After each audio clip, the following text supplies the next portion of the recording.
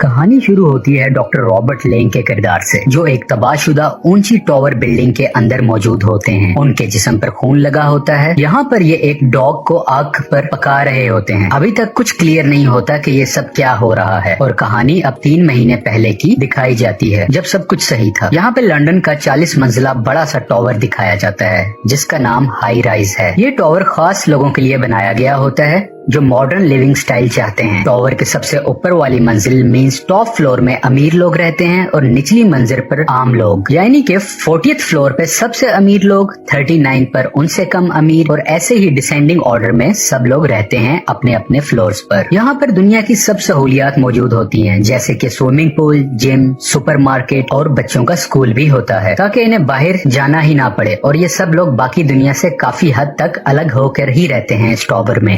Doctor Robert इसी tower की 25th floor में शिफ्ट होते हैं, जो कि बहुत खुश हैं क्योंकि उन्हें एक अच्छी लाइफ गुजारने को मिलती है। यहाँ पर वो एक सिंगल मदर से भी मिलते हैं, जिसका एक बेटा भी होता है। डॉक्टर रॉबर्ट और ये सिंगल मदर दोनों एक दूसरे के साथ बहुत कम वक्त में अटैच्ड हो जाते हैं। इसके अलावा डॉक्टर रॉबर्ट की दोस्ती रिचर्ड विल्डर से भी हो जाती है, जो कि एक डॉक्यूमेंट्री फिल्म मेकर है। डॉक्टर रॉबर्ट एक फिजियोलॉजी के टीचर होते हैं। वो अपनी क्लास में इंसानी सर को काट कर सिखा रहे होते हैं, तो एक स्टूडेंट ये देखकर बेहोश हो जाता है और उस स्टूडेंट को ब्रेन स्कैन के लिए भेज दिया जाता है। इससे अगले दिन डॉक्टर रॉबर्ट को 40th स्टोरी में एंथनी रॉयल से मिलने के लिए बुलाया जाता है, जिसका मतलब है कि सबसे अमीर लोगों की रहने की जगह पर। इस टावर को रॉयल ने ही डिजाइन किया होता है। यहाँ पर रॉयल की वाइफ को भी दिखाया जाता है, जो किसी को ज्यादा इम्पोर्टेंस नहीं देती है, लेकिन डॉक्टर रॉबर्ट को पार्टी पर आने के लिए इन्वाइट करती है, जो वो कुछ दिन के बाद दे रही होती है। अब पार्टी वाला दिन आ जाता है। ये party 8th century costume theme पर डिजाइन की गई होती है, जिसका मतलब है कि सब लोगों को 18वीं सदी के फैशन के कपड़े पहन के आने हैं, और ऐसा ही होता है। पर डॉक्टर रॉबर्ट अपनी डेली रूटीन के कपड़े पहनकर आ जाते हैं, क्योंकि उन्हें पार्टी थीम की इंफॉर्मेशन नहीं थी। डॉक्टर रॉबर्ट के एवरीडे सूट को देख के रॉयल की वाइफ और बाकी पार्टी में आए मेहमानों को बहुत बुरा लगता है और अजीब भी लगता है। इसके अलावा रॉयल की वाइफ और उसका वही स्टूडेंट जो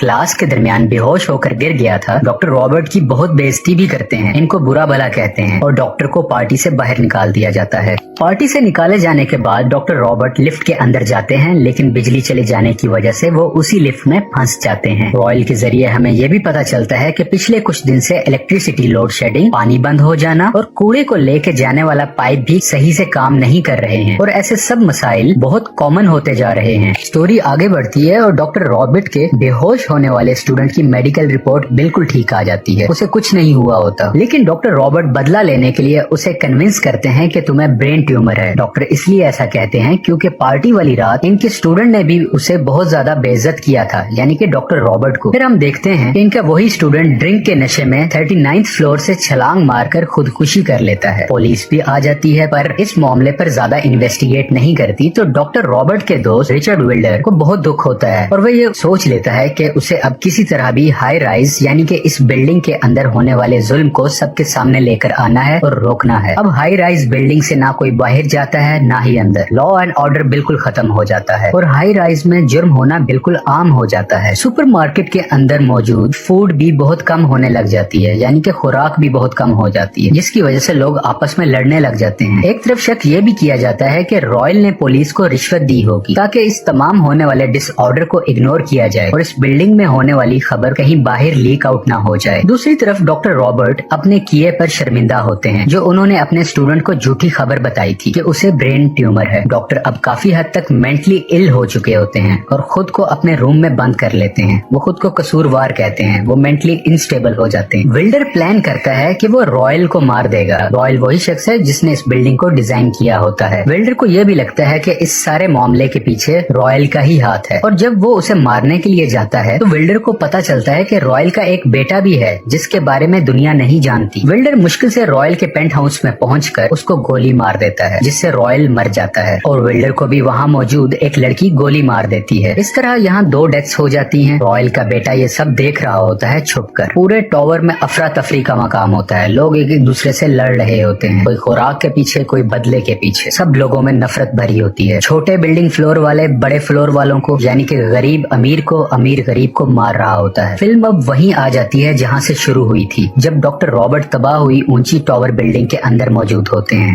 डॉक्टर रॉबर्ट मुकम्मल मुकम्मल तरीके से मेंटली अनस्टेबल नजर आते हैं। उनका ज़हनी तवाज़ुन बिल्कुल खराब हो चुका होता है, वो खुद से बातें कर रहे होते हैं और स्टोरी यहीं पे खत्म हो जाती है।